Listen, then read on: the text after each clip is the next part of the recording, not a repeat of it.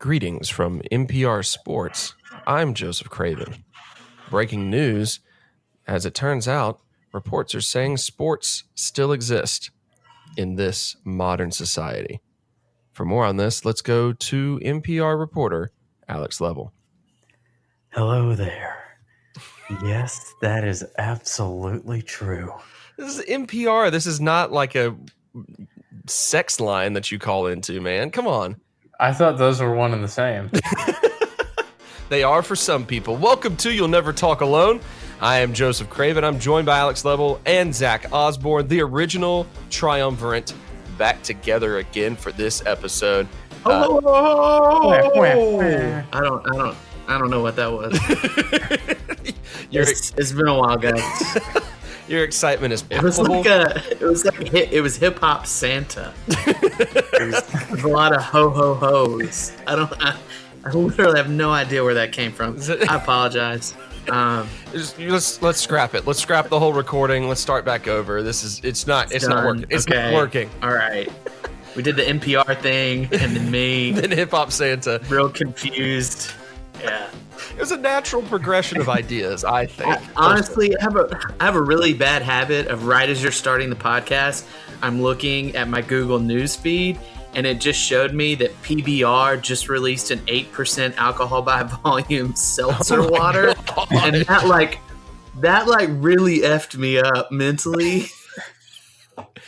Okay, can we talk about seltzer water for just a minute? Because I believe Natty Light has even introduced a seltzer water now. Wasn't it always seltzer water? And the name of it is a Step Brothers reference. Did you see that?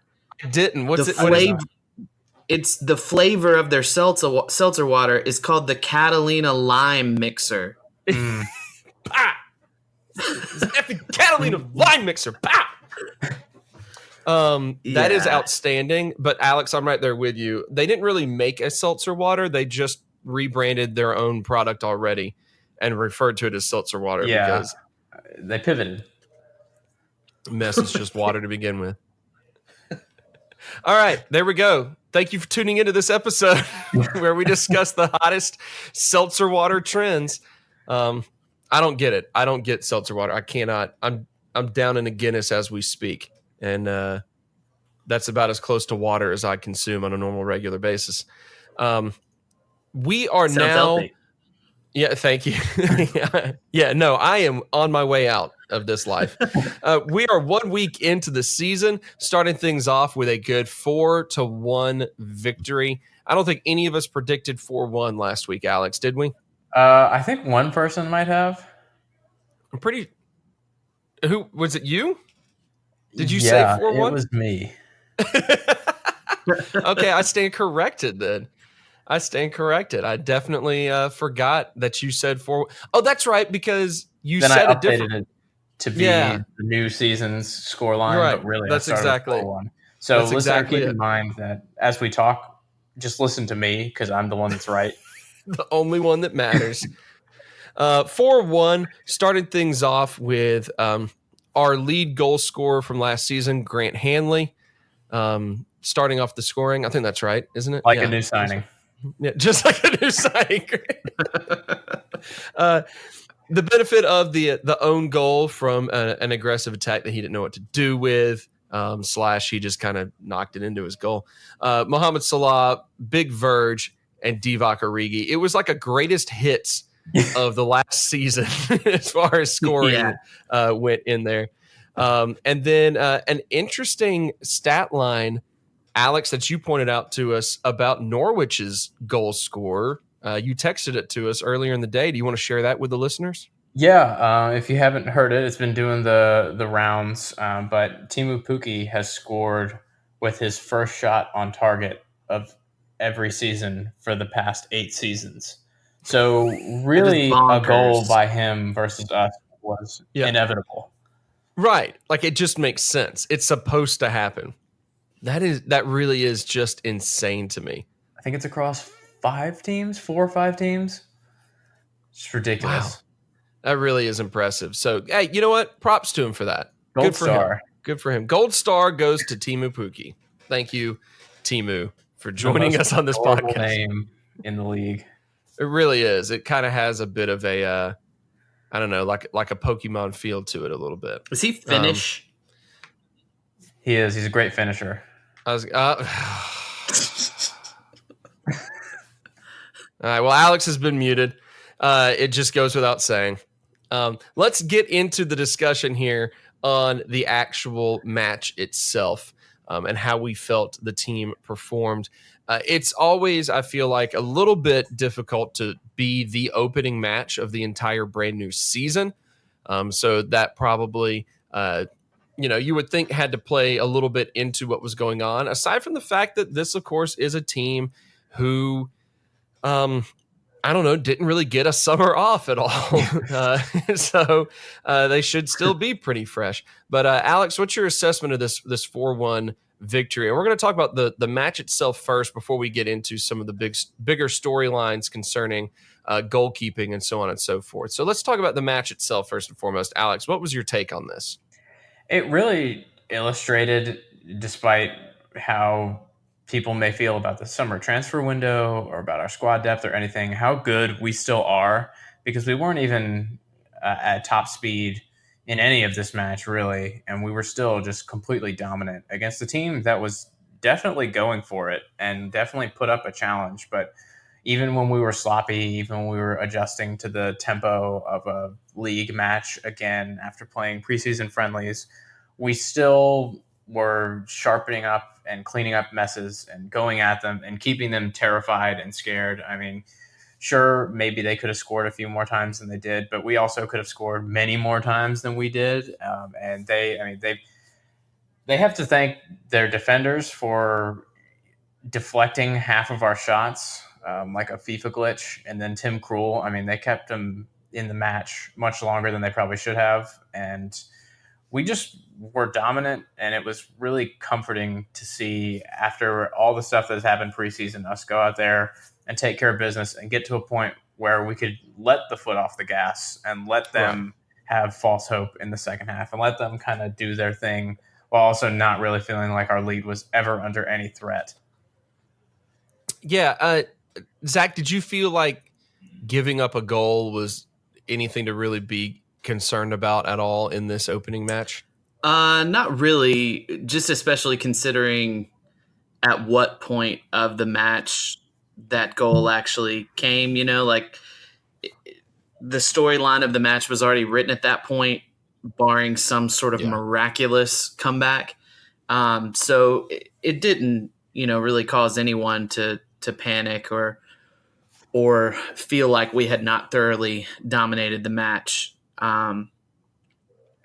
So yeah, I don't think giving up the one goal is especially alarming. It's nice that we have sort of grown so much as a team that we are almost now trained to expect a clean sheet, especially against a side that's clearly weak, so much weaker than us. Because this time, even a year and a half to 2 years ago, we would have expected to give up multiple goals against pretty much anyone in the league. And the only way of winning was to outscore them. So it's nice that we can be in this position now where, it's a talking point that we gave up a goal. Yeah, it's very true. It was not that long ago that it was a small miracle when, we gave up less than multiple goals, and had to outscore opponents, 4-3 in order to win most games, that sort of thing. So there was that aspect of it. Zach, we'll go back to you and get kind of your general thoughts on the team's performance in this particular match. Tell us a bit about, anything that maybe stood out to you or individual players that stood out to you in this match. Yeah, it's going to be a little tough to give a thorough analysis, only because this was essentially the first day of school for me, and I only got to see parts of the second half, so I missed all the real good stuff. But it seemed like a a lot of people were highlighting Bobby's performance. A lot of people were giving Hendo quite a bit of praise from the spells that I was able to see. Really just kind of everyone looked quite sharp. But it was sort of the storyline of the match for me personally was not seeing any of the first half and then checking in and first seeing the scoreline and being hyped about that, but then seeing that Alisson had been injured and just the sheer terror of that realization. Because normally when a keeper is injured and goes out, it's usually not a good thing. It's probably something kind of serious. So that was kind of the first thing I learned about how the match was going, and it sort of put a damper on the excitement I would have felt if I had been watching all of the goals go in as they happened. But from what I've seen, I'd probably say Bobby and Hendo stood out. Will Caves would be very happy to hear you say all of that. Good. For sure. Yeah. No, you're absolutely right. It is that would be the most, I guess, shocking or terrifying thing to come in and catch at the very end is seeing that the big storyline was this particular injury. And we will, I guess, jump into that discussion a little bit here. But before we do that, I mean, correct me if I'm wrong, but didn't most people name Bobby the man of the match? Is that right, Alex? Do you remember that?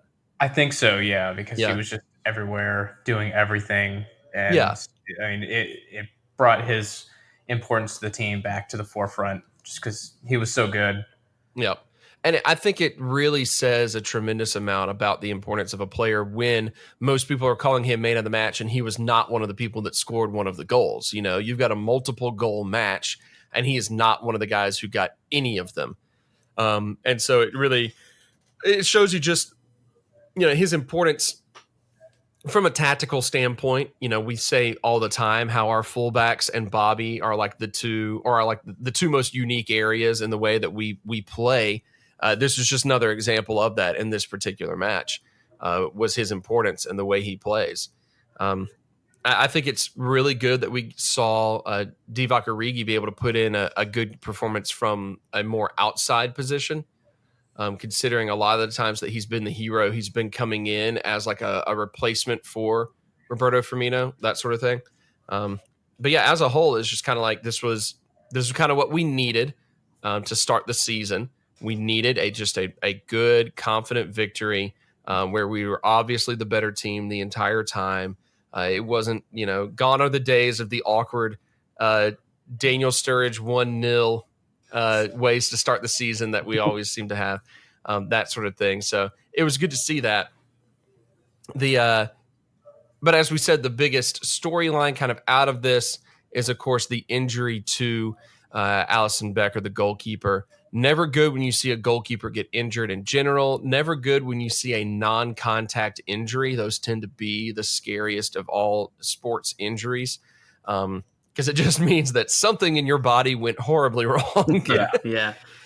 So, I mean, Zach, you said it that you were, that was kind of you didn't see it when it happened, sort of thing. You didn't see him go down, all that sort of stuff. So you hear the news. I mean, what are you feeling in that moment? Well, the first thing that happened is I realized that Adrian was in the game. And I'm like, what the hell? That's not normal. And then I had to go back. Suddenly I was like, wait a second. He must have started the match. What is this? Is this some weird goalkeeping rotation? Is this trying to tell, this new signing, hey, man, we really like you. We really believe in you.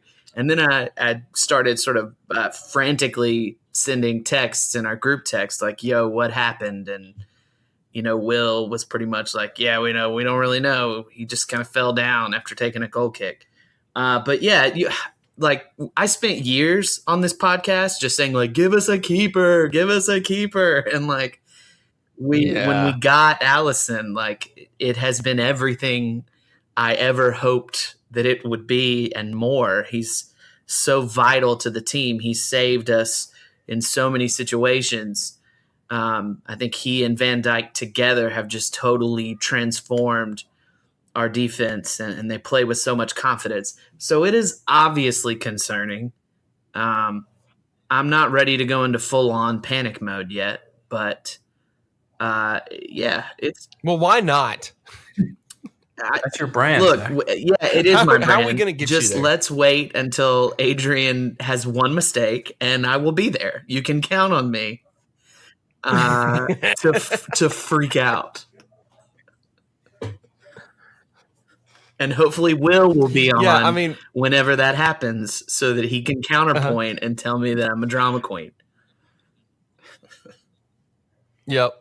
Yeah. Will send us in a text his hot takes. And I thought it was funny because all of them were just like, all the players that we think are infallible will make one mistake this season, and we're just going to have to live with that. And that was kind of it. And we were like, whatever, man, shut up. We're trying to be blind optimists. Stop bringing us down with your reality. Well, I think Alex, look. Oh, sorry. No, you go ahead. I was just going to say the hot take that he gave that I thought was the best or the most insightful was he just said Adrian is just like Simon Mignolet or around the same skill level. He just is not named Simon Mignolet. And so the fans are going to give him a better chance, and we're not panicking because his name is not Simon Mignolet. And my response was that's really just I would say that's a lukewarm take. That's just kind of correct. It's not really that hot of a take. It really is. No, or at least as far as we know, it's about it's everything that we as far as we know, we haven't seen it much. It's all we can assume. So, Alex, let's talk about the backup a little bit here. Adrian is, brought in, it seemed like on Thursday and then has to go in on Friday.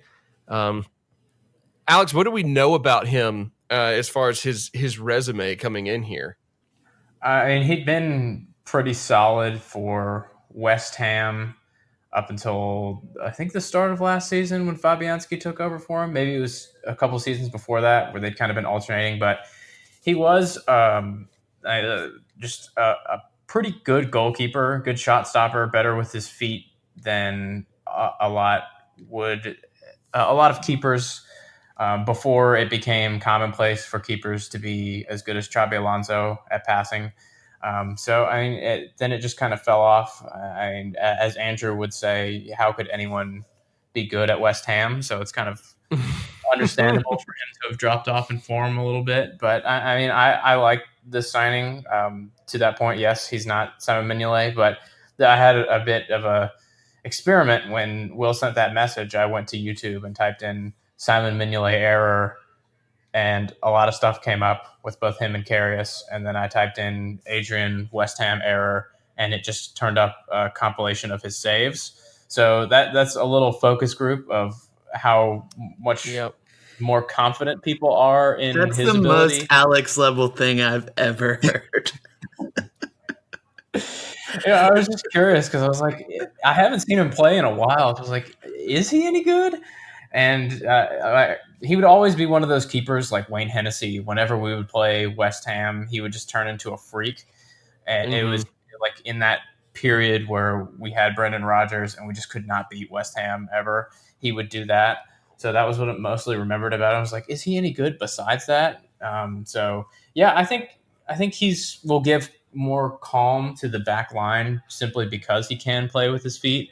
Our back line always counts on that outlet pass back to the keeper in case we need to recycle possession when they're under pressure. Teams are pressuring us. So, we saw that a little bit against Norwich when they were going with the higher press. We would pass it back to Adrian, and his distribution was good. So, I'm feeling pretty confident about him, although he played for 60 minutes and he let in a goal already. So he's obviously terrible. Oh, he's trash. That's how it works with goalkeepers. Goals mean they're bad. Yep. No, it didn't have to go through anybody else before it went through him. But to his credit, we now know Timu Pukki completely unstoppable with his first shot on target of a season. So yeah, Adrian probably won't let in a goal for the rest of the year. Yeah, that was the one. Everybody gets one. And I mean, he didn't really have that much to do when he came in, even though our defense was a bit sloppy. It was kind of a two-sided coin where our defense was sloppy and they were pretty good in attack considering they're a newly promoted team away at Anfield in their first match. So feeling okay going into the Super Cup and Southampton in the next 40 years, according to the injury update that we got that placed Alisson's return sometime between today and the end of the world. Right. So seems reasonable. I'm fine with him not being Mignolet, and I'm fine with him being in goal. Yeah, it's been difficult, obviously, to find anything on the Alisson injury. I think the most that we've been able to hear is that Klopp has at least confirmed that he's not going to play at Southampton, and that's it. So, right. The club said that it was like a calf injury. Club didn't want to go into any more details, so they're really playing this one close to the chest. But this is where, I feel fine with Adrian, mostly because he is, just kind of a veteran presence. He's not a younger, promising keeper that we are like trying to see how he develops. We're not doing that sort of thing. This is not a Loris Karius situation. This is not, Quavine Keller situation, where we're like, let's see how this young guy, continues to develop. It's nothing like that. He was a veteran and we brought him in to be a veteran, backup second choice preference. He's getting thrown in there faster than we hoped he would. But it makes me feel a little bit better considering he is, he's probably not great, but he's experienced. He's been in the Premier League for a while, That's, what is it? I looked it up. 125 appearances for West Ham. So he's got plenty of playing time under his belt. That makes me feel a little bit better, even if the caliber of play is not going to be the same. At all. So there's that aspect of it. It's weird to say about a goalkeeper, but he lets us do stylistically what we want to do at the back. And that's right. Huge. I mean, that's something that whenever there was a back pass to Mignolet and even Karius, there was always that heart and throat, please don't shank this into your own net kind of feeling. But there's less of that when the ball's at his feet. Zach, were you about to say something? I wish we still had Danny Ward. Danny Ward would be fun in this situation. I think so too. But Adrian's probably going to be fine. Yeah. I think it's fine. Yeah, he's got better hair. Doesn't take much. Yeah, exactly. This is a situation. Can we sign any more goalkeepers with female A names? Right. That's the issue here. That's the most important question. I mean, we're going from Alisson to Adrian. Yeah. Even we can't. It just seems like it's the most logical. It's a motif. Right. It's When Alex is talking about we play our style back there, what he means is our naming style. Yeah. Of the goalkeepers that we prefer. Yeah. So that's it. We're getting back to our roots here with discussing words and names. Yeah. It's been a while. I think the only thing to really do now is to try to put Ashley Cole in goal and see how he does back there, right? I mean, that's the only logical thing I can think of. He's probably too short for that, but yeah. Have we mentioned that we hate Croydon? God, we hate Croydon so much. I actually had a conversation with a friend on Saturday morning. I went over to their house to watch, and we were debating which of the multitude of wonderful NBC Gold games to put on there. By the way, screw NBC. And naturally, he went with the Brighton match, and I was like, "Well, I'm glad that you did." It's like I was kind of wondering if the Palace match would be more entertaining to watch or something. He goes, "Why would we as Brighton fans ever watch Palace. I was like, you're so right, man. You're so right. And then we talked for about 10, 15 minutes about how Croydon sucks. Love it. So, Yeah, it sucks. Just keeping with one. all Also, it makes for great radio to bring up inside jokes that only people who have listened to the podcast for like 3+ years would understand. Exactly. This one goes out to all of our bringing my A game tonight. long-time followers out there. This is season 5 with the original trio. So we're just going to relive season 1. All the greats. Just want to point out that I found the ideal A-named goalkeeper to play back there. Okay. I thought this was a fake person, and then I looked him up, and he's a real person. He plays for Aldosivi in Argentina, and he's a goalkeeper, and his name is Fabian Assmann.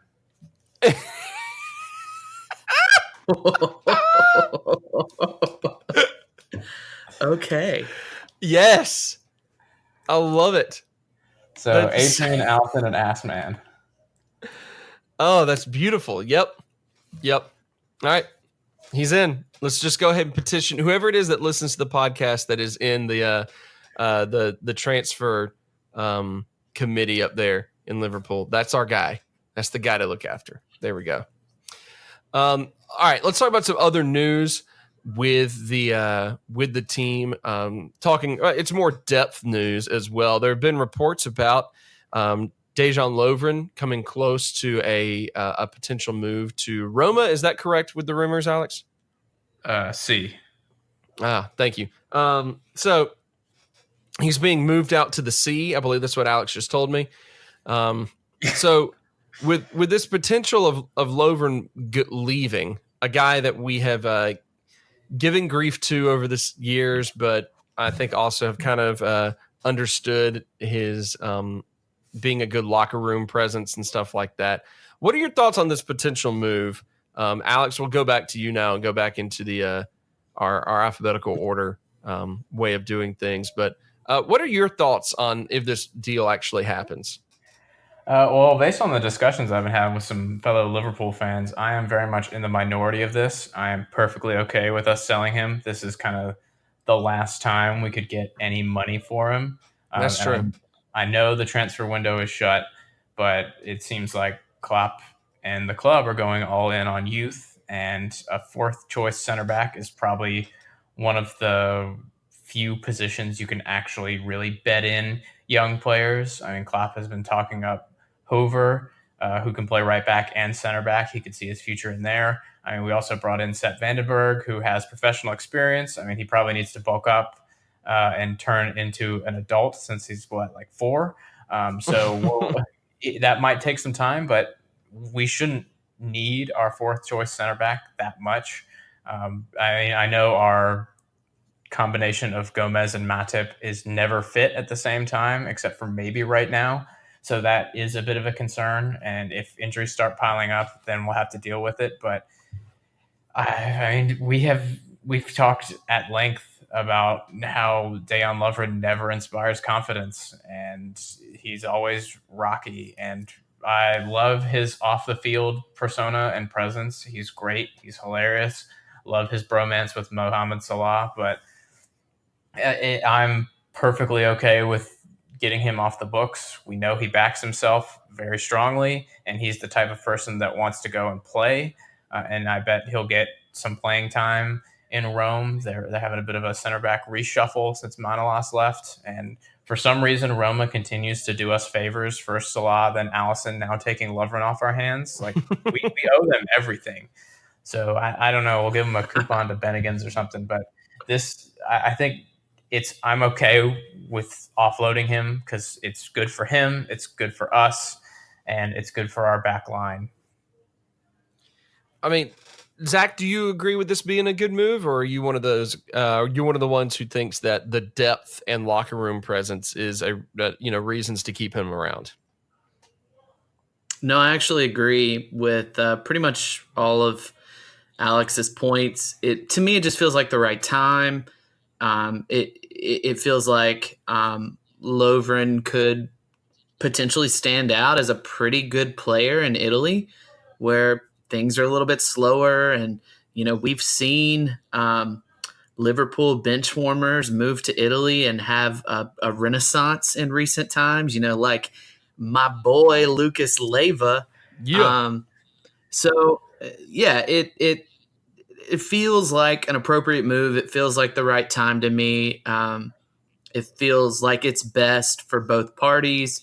And it's definitely not one of those moves where we're saying, get the hell out of our club. And I mean, obviously, we're all, well, maybe not all of us, but most of us are going to feel better about not seeing Lovren have to go out anymore for us.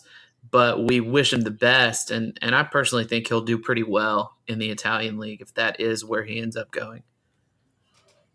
Yeah, I mean, I think the only things that, and I believe I said this on our keeper sell episode, is that, I do like, obviously you never want to be short on depth in a position where we've had a lot of injury issues already in the past few years.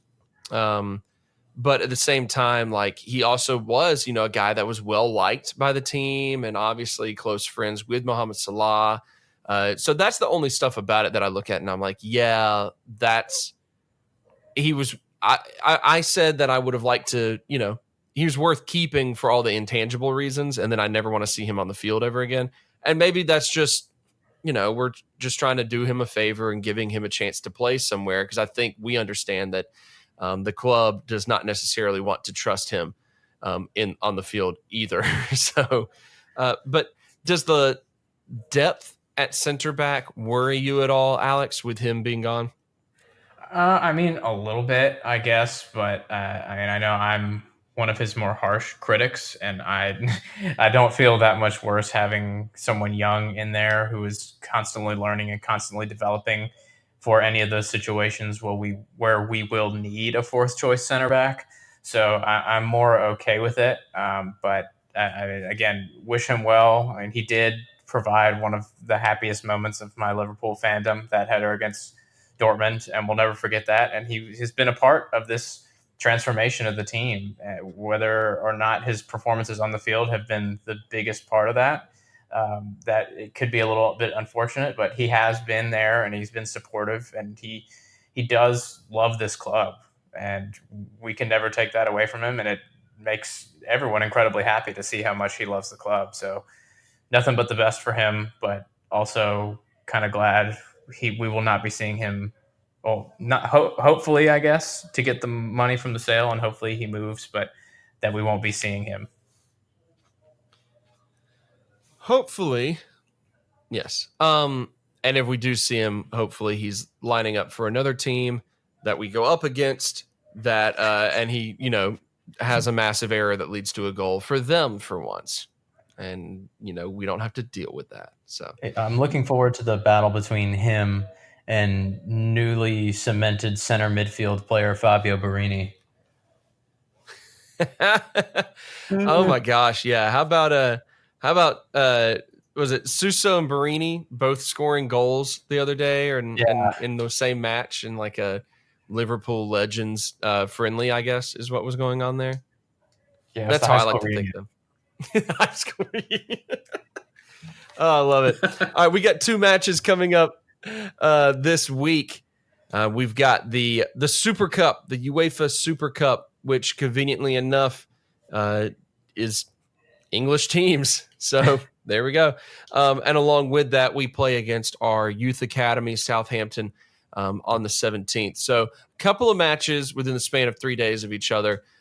Zach, the Super Cup, I mean, obviously not exactly a one of the prestigious titles that we really try to aim to add to our trophy collection or anything like that. But are you excited about the Super Cup? Are you looking forward to it? I mean, what are your thoughts on us even playing this match, first and foremost?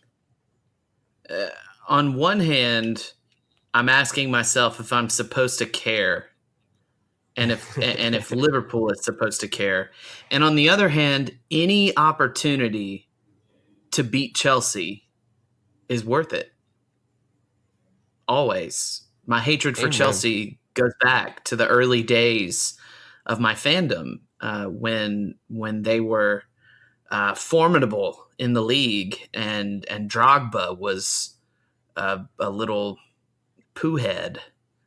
I can't stand that guy.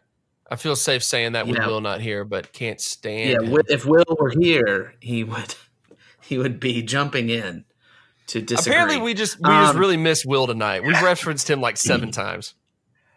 Gosh, Will, you bring so much, man. You gotta come back on the pod. You're the only one here I say that has like terrible someone opinions. who is. Yeah. Also, the irony of me demanding someone make an appearance on the pod is humorous. But. I was gonna let it slide, but I'm glad that you mentioned it. Yeah. But anyway, I'm interested, honestly, to hear Alex tell me who is likely to even feature, and if we're going to rotate heavily, if we're going to obviously pivot to caring more about the league fixture at the weekend. I really just don't know what to expect out of the Super Cup, and I need people smarter than myself to tell me. Well, that rules me and Alex out. So I guess if you're listening to this episode and you want to tell Zach, Alex, how should we feel about this? I think we should be excited. This is a match reserved for one of the winners of the European trophies, and that's us. And that hasn't been us for a while. So I'm pumped. It's not the biggest trophy, but it's bigger than the Community Shields. It's kind of on that level with the Club World Cup, where it's still a thing. And it's kind of important, but not too important. But I would love to win another UEFA trophy. But I'm also concerned that Naby just pulled up with an injury today in training. And that's the second of the 6 people that came late, excluding Mane, to preseason. So I'm a little worried about fatigue for that. But I don't think we're going to rotate that much. I think we're going to go all in. And I think we're going to try to beat the hell out of Chelsea, because they're looking pretty vulnerable, and they're not going to have that many people back from injury, if anyone, from their drubbing against Manchester United this weekend. And it would be a great statement of intent. This could be a statement match against a domestic rival. So I'm looking forward to it. I feel like that UEFA did not anticipate English clubs being in this game, so they scheduled it when they did, when a lot of other leagues have not started yet. So for us, it falls awkwardly in between the first and second matches. But if it was like a German or a Spanish team, they haven't even started the season yet, so it would still kind of be preseason. So I think just timing-wise, it feels more like a competitive fixture, probably more than it would have had it been last week. So, I mean, what do we do with the fact that this backs right up onto, an important early season league match where you really want to, get easy points, I guess. I don't really know if you call anything in the league easy and feel comfortable saying that, because then you look like an idiot if you don't get all the 3 points. But, this should be relatively easy points against Southampton. I mean, how do we feel about having, a match early on, having matches stack up like this? Are you worried at all about that, Alex, or does that not matter as much to you? We ask a lot of our front three, and this is a lot of games early on in the season. But we showed last season that sometimes having longer breaks is not very helpful for us. I think we did worse after more than 7 days of rest than we did without it. So maybe we're just a team that is better when we're in a rhythm of quick turnarounds. And I want to thank the Premier League for not pushing our game back to Sunday for some reason. We have a Wednesday game, so naturally we have a Saturday game, kind of like Wolves last week, where they had a Thursday game and then a Sunday game. So thank you for not letting us have as much rest as possible. You've been so accommodating for all of our UEFA fixtures, and just keep it up. Give us the Friday game next time we have a Wednesday game. Let's not rest at all. No. In fact, I'm waiting for the day that they throw our match game right there on a Wednesday, right along with the Super Cup. We just have to do a back-to-back. Send half the team off to the Super Cup, keep the other half in England. Why not? Right. Just seems right to me.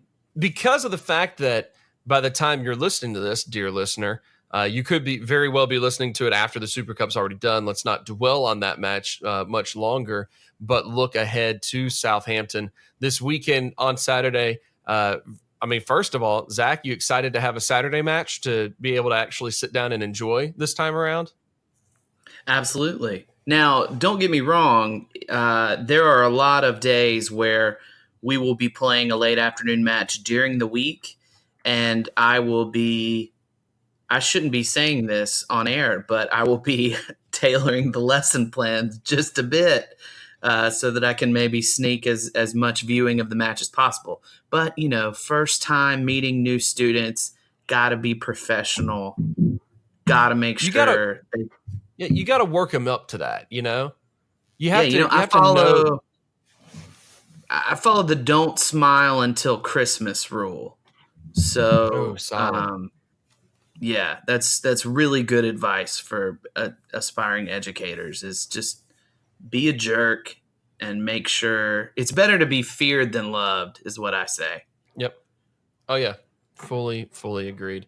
But for real though, we do have this Southampton match coming up. We do have, a winnable, should be 3 points sort of situation here. Zach, what are you hoping to see in this particular matchup, especially considering, as we just discussed, it's a match coming on the heels of a UEFA Super Cup just a few days earlier. What are you hoping to see? What do you hope to accomplish in this particular matchup? Comfortable win, no injuries. God, that is the dream, isn't it? That's like the Liverpool dream. We're so inconsistent on getting that over the past several seasons that it's just we dream of it. Yeah, that's what I want out of the Southampton match. Yeah. Alex, how about you? What do you expect to see out of this match? I really want to put them to the sword and just kind of stab them repeatedly. Like let's get another big win. Let's take advantage of their poor defense. I think they conceded the most hilarious goal of the weekend, besides maybe the Decore megging Ben Foster own goal. I don't know if you've seen it, where the ball was looped up and Vestergaard just spun around 4 times and then fell over and just missed the ball completely, and Ashley Barnes went and scored. It was just real bad. So I'm hoping we can make them look like that again. And just, I think after the Van Dijk saga where everybody hates them, so let's reinforce how much we hate them. And let's get Adrian another clean sheet, because I'm anticipating him getting one in the Super Cup. But let's just keep getting him those clean sheets. Let's have dual Golden Glove keepers this season. Yeah. Perfect. Absolutely. I'm in. I love this ridiculous optimism that we've talked ourselves into already. Alex, I want you to know all in on that. When you said put to the sword, the immediate image that flooded my mind was Fabio Borini's goal celebration. I hope that I can now impart that image onto everyone else whenever they hear anyone say "put someone to the sword." It's always been so weird that he does that. Thumbnail. Oh yeah, I think yep. Alex, I'm on it. That's the thumbnail now. We got it. This whole episode is now dedicated to Fabio Borini. Just biting his hand. Miss Fabio. We miss Fabio and we miss Will Caves. That's really all I'm getting out of this entire episode here. Andrew will get no love here. Man. We were playing Borini in the wrong positions. If you saw him last season, he played right back. He's played center mid. He's played right mid. What were we doing playing him at striker? It makes no sense. We are idiots. Every single one of us. All right, let's get I think we need to do a little for kits and giggles on. Should we do both teams, or should we save a Chelsea for kits and giggles until we play them in the league? Let's save it for the league. Yeah, that's what I'm thinking. So let's focus on Southampton's kits for this season and do a little kits and giggles off of our youth league or our youth academy team. Sorry, I was Googling the images and I got so distracted by their kits for this season that I completely lost my train of thought. It's an So abomination. That should go ahead and give you a bit of a rundown of how I feel about that. Zach, what makes it such an abomination? Let's talk about it. Okay, so objectively, historically, the red and white of Southampton is usually a fairly attractive setup, but it's the weird black area around the collar that just it ruins it. And I mean, also the sponsor is horrible. The whole package. And it looks like the city of Dallas logo. It's just not good. No. The very Alex, simple. what were you saying, Alex? Alex. Oh yeah, I thought Zach was saying something. Yeah, I was, but you interrupted, so go ahead. So it just hit me that the D looks like the City of Dallas logo. It was not a valuable addition. I'm sorry, Zach. Wow. I cannot believe that we stopped what we were doing. Yeah, hard-hitting analysis. To say that. Why Southampton sponsors the City of Dallas, Texas. All right, whoop-de-doo. We've now gotten so serious in the most inherently silly part of this episode. It's suddenly really tense, and I can't see any of you now since we're no longer on Hangouts. Start the section over. Yeah, run back the whole episode. Just scratch all of it. Alex, what do you hate about Southampton's kits? First of all, I hate Zach's opinion on Southampton kits. Secondly, if there's one thing that I've branded myself as on this season's You'll Never Talk Alone, it's that if the stripes don't go all the way up, I don't like it. And what do these stripes not do on this kit? Go all the way up. Mm-hmm. Woo! There it is. No, I'm right there with you. There's like one time that design with like a different color up there on the shoulders. The only time that it looks okay is when it is definitely specifically on the shoulders and lets the stripes come up at least to the neck. But anytime you've got this weird shoulder, patch thing that goes below the neck and then like the stripes start on a certain point, like on your chest, it's not okay. It's just not okay. And then you've got like the black and neon kit they've got going as well. Which is like the same general template, but then with like, I don't know, neon. I'm never a big fan. I was not a big fan of the neon trend of the few years ago. And it's weird to me that Southampton's trying to like bring it back with this one. So I also think that the away kit is a terrible, terrible kit as well. So I can't find anything good at all about the 19 to 20 Southampton kits.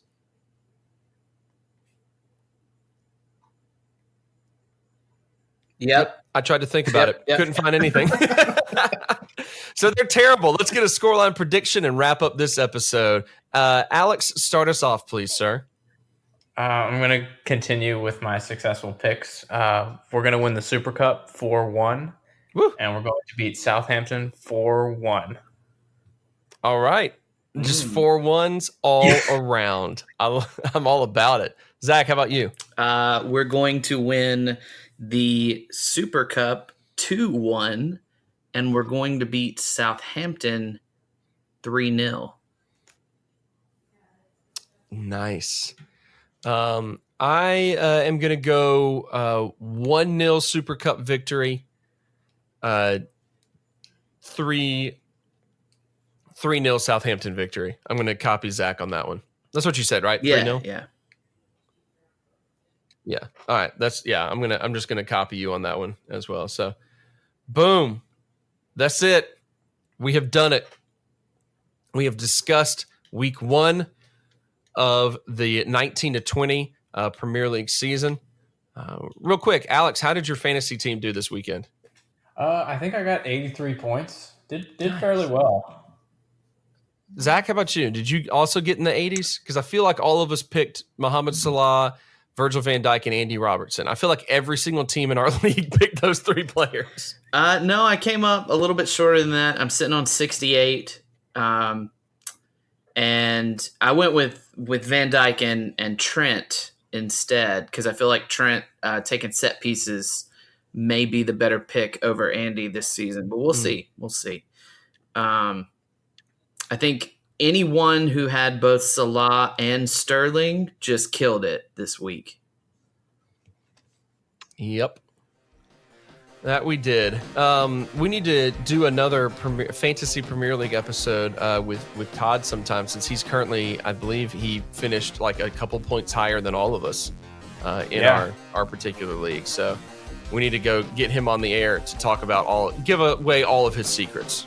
That's really all it is. We just need all of his winning strategies. All right. This has been You'll Never Talk Alone for the first weekend of the 19 to 20 Premier League season, heading into the prestigious UEFA Super League Cup. Super Cup. UEFA Super Cup League Cup. That's what it is. I think I got it, guys. For Zach Osborne, for Alex Lebel, I'm Joseph Craven, and we will see you next time on YNTA.